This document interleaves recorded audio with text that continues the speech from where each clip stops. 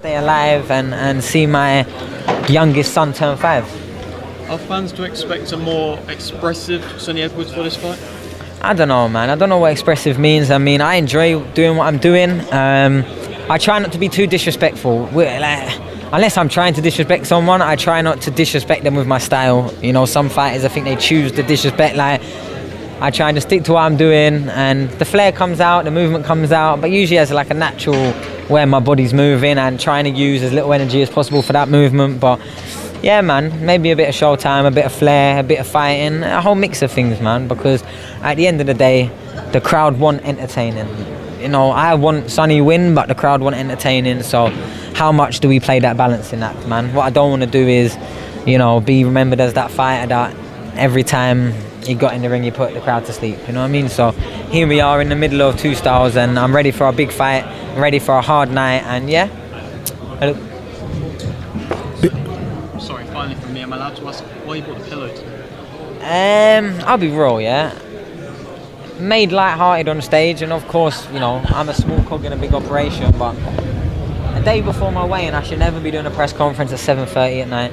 I didn't want to speak to any of you lot, and that's not normally like me, because normally we're finishing at 2, and then I've got about 2 hours until 4 o'clock where I can give everyone the interviews they want, and then what I'm going to do is I'm going to chill out for about 3-4 hours, then look at the scales and see what I've got to do for tomorrow. I can't do that now. As soon as I get home from here, I've got to worry about what I'm doing with my weight, like everyone else has. That's why everyone's run off, do you know what I mean? Because a 7 p.m. press conference the night before a weigh-in for me is fucking...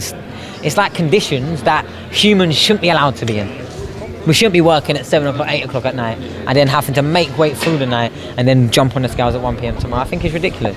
Not even a official weigh-in in the morning to make sure that we're all right, and then ceremonial. We're not doing none of that. So, I don't know, man.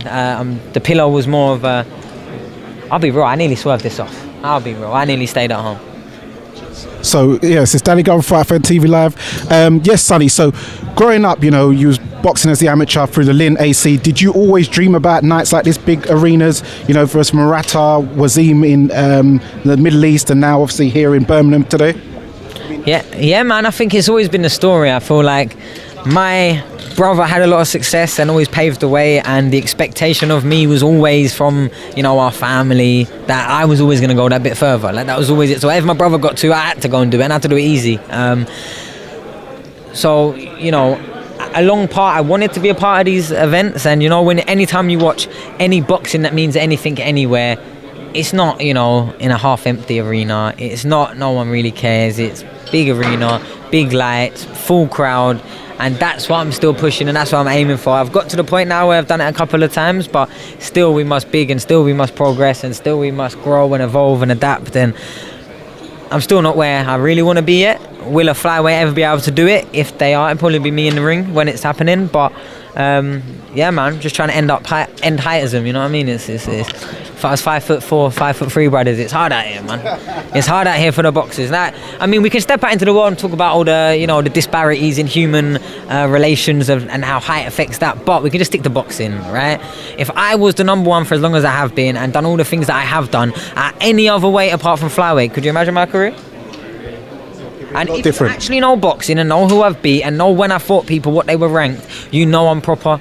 And you know that from early I was fighting people that I shouldn't have been fighting. So if, you know, I wasn't 5'3" and weighed, you know, next to nothing, then everything would be a lot more impressive. But when they see me walk through, people are going, "Oh, you sure he's a boxer?" You know what I mean? So I get it. But at the same time, I've tried religiously, biblically, to carry the weight of the division on my back. And even if I had to play the fool, even if I had to play the clown, even if I had to be the bad guy, even if I had to do whatever I've done, I was hell-bent on making storylines run deep, around me, through me, around, like, away from me to come back to me. Like, I've been in a division that pretty much no one else is in, and it's the worst thing in boxing. So, you know, I made an agreement to myself before that. Come on, we're going to build up every fight.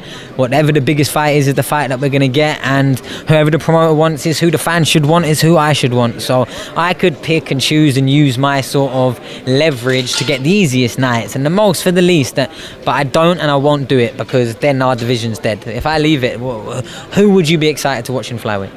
And last one from me.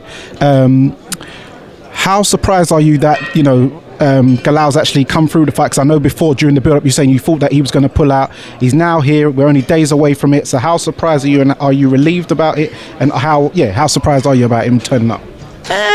Nah, I'll be real. I'm always quite tongue-in-cheek with that one, especially when they start doing weird things.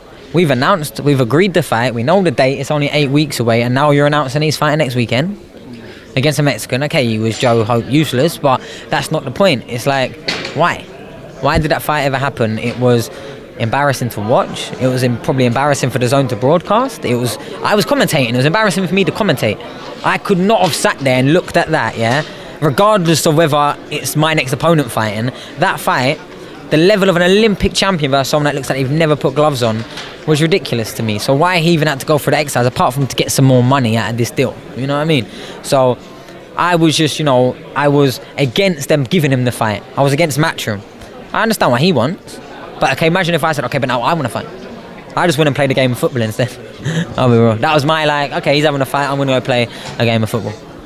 Okay, and just for the fans, tell them why they need to be tuned in on Saturday night. I've seen that Matchroom have released more tickets for the fight, so yeah, it's obviously doing big numbers in Birmingham. So let them know why they need to be tuned in on Saturday night for your fight. Do you know why? Because really, from top to bottom, the card is a great card. There's so much locality in the fights, is what I will say, and I love it.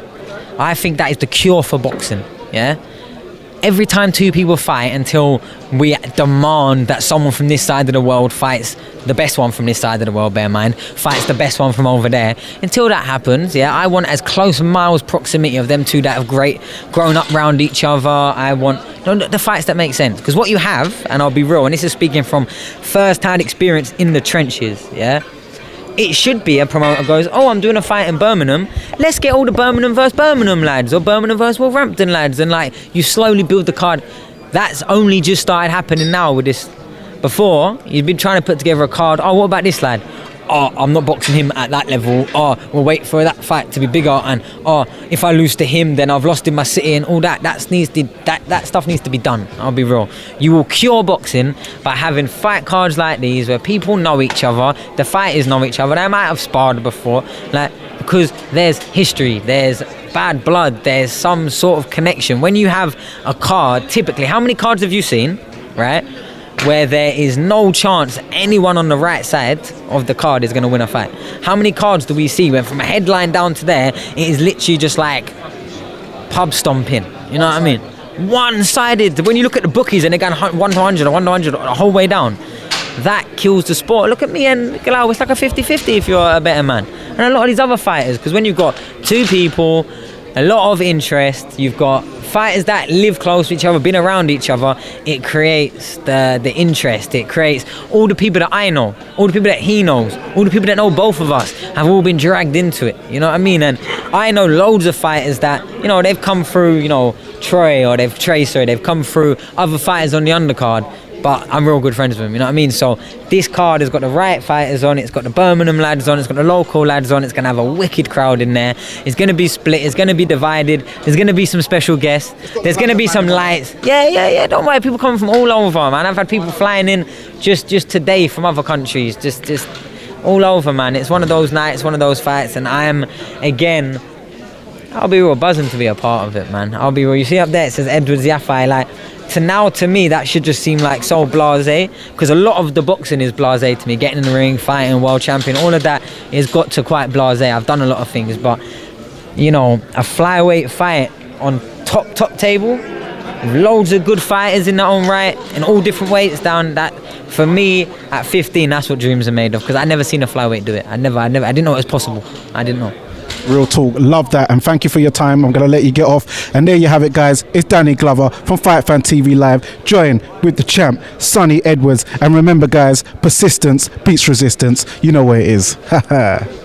Also, let me know, where is the after party? Do you know what? There's a few little spots right now, but I've